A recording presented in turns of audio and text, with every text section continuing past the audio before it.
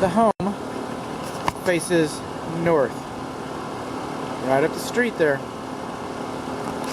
That's the Bonnie cart making a cameo. We're on the east side of the home. We're going around counterclockwise. Nothing like real life demonstrations. We had a lot of rain last night. A lot of rain. And it looks like, and I'm pretty picky about this, but it looks like it's been diverted off reasonably well.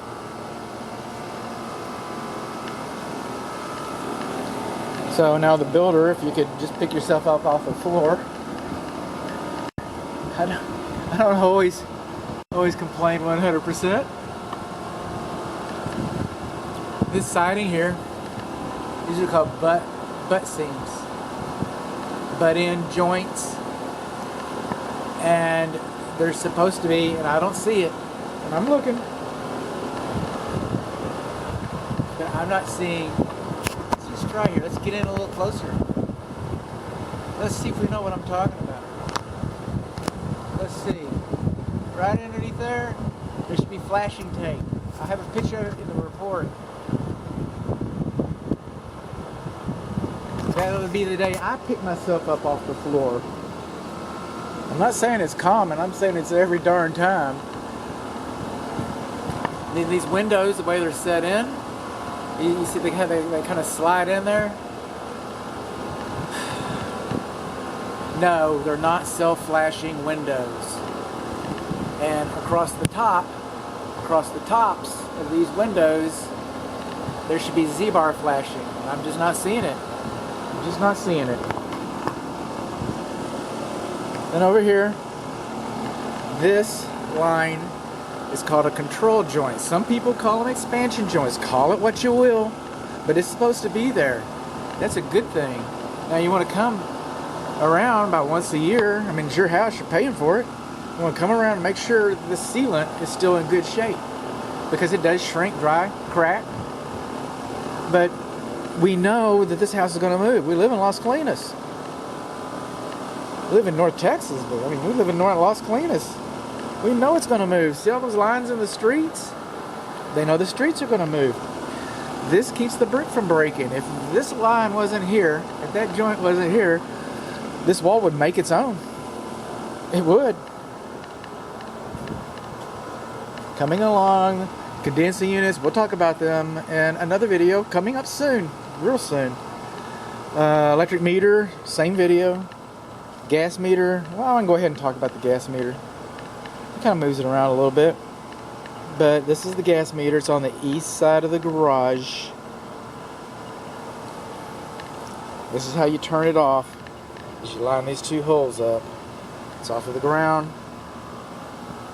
It looks well. Nothing to complain about.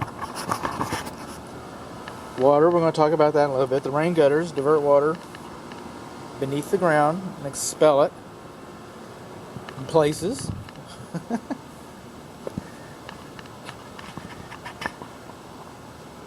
The Brick Institute thinks that there should be some flashing here. But they go on to say that if you can't be that handy about it, you're just too busy that day, that at a minimum it should have these weep holes. And that's what these are, weep holes. You have weep holes here. Okay, home ownership 101. All roofs leak. All walls leak. The idea is we build them so that they shed water faster than they accept it, because we want to keep the inside dry. And that's especially important with brick walls, because brick is porous. Brick is porous. So it actually expands. It's the only part of your house that grows. You'll never be able to measure it. And water gets in. It does. It's a low maintenance system though. It's very durable. It lets water in and it lets more vapor out. Sometimes water, sometimes, but if you get enough water in there, it'll come out those holes.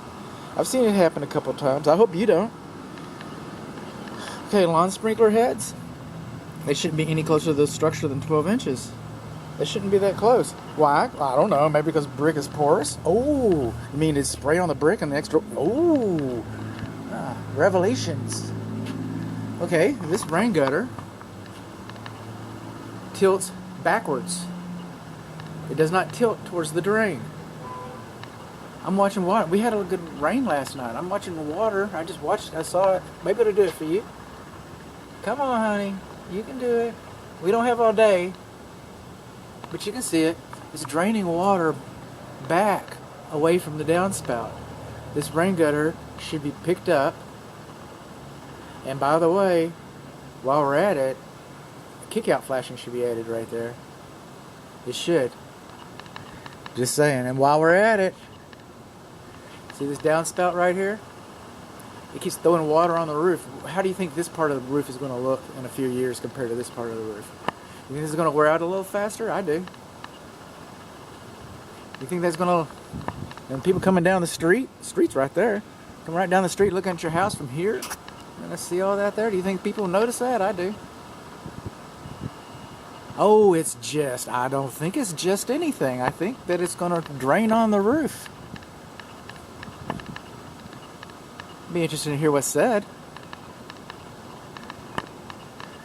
Coming along here, okay, we have shingles. We have a little metal flashing right in there, and then we have that board right there. That's a fascia board, and then this board underneath here is a soffit board, and that board right there is a freeze board, and they've all got names. So we're going to back it up. Not the freeze board, not the soffit board, but the fascia board. Going up there between the fascia board and the shingles, there's a little metal trim there. It's called flashing. That's what keeps things from leaking and happening. And the manufacturer, the roof covering manufacturer, says that where that flashing laps right there in hillbilly land, right there. Okay, that's supposed to be a minimum of 2 inches. A minimum of 2 inches. There's only 1 inch. Only 1 inch.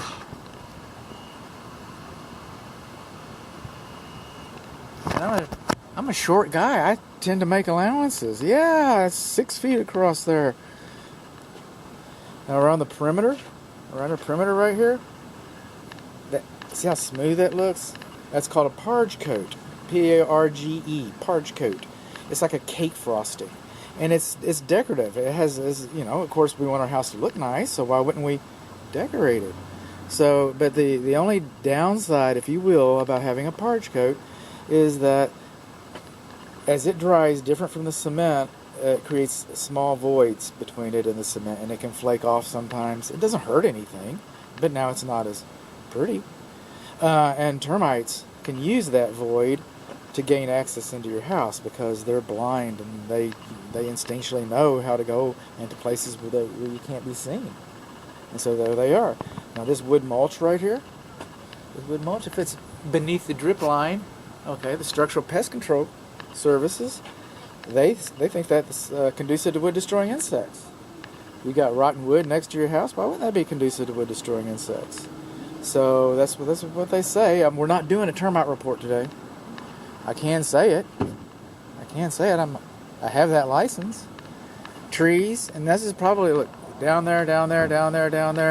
This is probably a homeowners association thing. You'll probably never be able to fight City Hall. But you shouldn't have a tree closer than 25 feet to a structure. So that's a deficiency. I'm here to call it out. I'm here to talk about it. That's what I do. Would I leave it at my house? I'm not talking. I'm not saying I would take it out. I'm not saying I would leave it. But you might not even have a choice. It might be a homeowners association thing. So most likely it is what it is. And I hate to discount my work. I really, really do. But, just trying to help my clients stay aware of what's around. And when it comes time to sell the house, the next home inspector is going to say that. Oh, we're getting a red blinker. I better pick it up. He says, pick it up, bud. We're about to run out of battery. Coming along here. Another expansion control joint.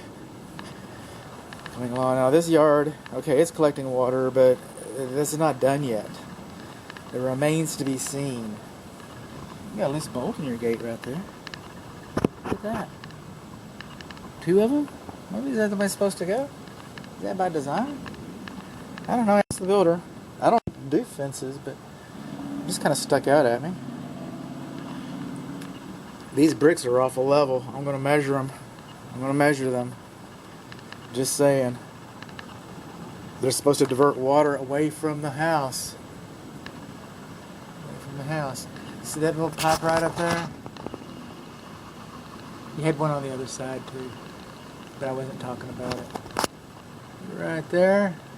That's your emergency drain line for your air conditioning system. If you got a problem with the primary drain line, then water comes out of that, and they put them over windows so that you can see what's going on. When you see water coming out over your window like that, you know you got a problem with your air conditioner. Call the air conditioning guy. Call him. Okay, moving on along. Coming up here. There's a gas port on the patio. Those are nice. Those are nice. I like it. That's an air intake. So if you're out here frying fish, you know, and I'm a chili cook. Well, I was before COVID, you know, but I was a competition chili and barbecue guy. I like my spices. I like my heat. I like frying things up. I'm all about that. I'm all about that. But I'm just saying, if you're out here smoking and cooking and spicing, it might go up into your air intake vents into the attic space. Also, check with the manufacturer, because some grills are allowed underneath covered areas, and some grills the manufacturer says you're not supposed to do that. So I'd do it anyway. I'm not telling you to act wrong. I'm not trying to, this isn't all about turning people into outlaws. Sorry, I get carried away. I do. This is the rain freeze sensor for your lawn sprinkler system, and this is the way it's supposed to look. Okay, it's not supposed to be it's not supposed to be turned up. It's not supposed to be crooked. It's not supposed to look like that. It's supposed to look just like that. That's the way it's supposed to look if you want it to act right. These retaining walls, probably community, and they're far enough away from the structure. Okay, if they're farther than twice their height away from the structure, then in theory they should not affect the structure's performance. They shouldn't. This is where I walked. This is where I walked earlier. I was right on up there. I sure was. I didn't walk very much farther than that. The rest of it's with ladders and binoculars. But just letting you know where I was and where I wasn't. I don't want to tell you someplace I wasn't. I don't want you to lead you to believe I was someplace I wasn't. Okay, this is a tension in. This is post-tension slab. You know, there's several different types. We don't know which type this is. Several different types. But we do know it's post-tension, and that's supposed to have been cut and sealed. See the way that's rusting? Well, when it rusts, it expands, and it breaks the cement. And it rusted enough, and then it pops. And then replacing one of those cables is a pretty big ordeal, and it's not cheap either. So we need some attention here. We need some attention. I'm so glad I went on around. I was getting bored there for a minute. Okay, here's another one of those control joints, expansion joints, call it what you will. It doesn't have any sealant. We're missing our sealant here. So we got a couple things to do. I got some still images to get. Okay. See? More sealant on the control joint. Alright.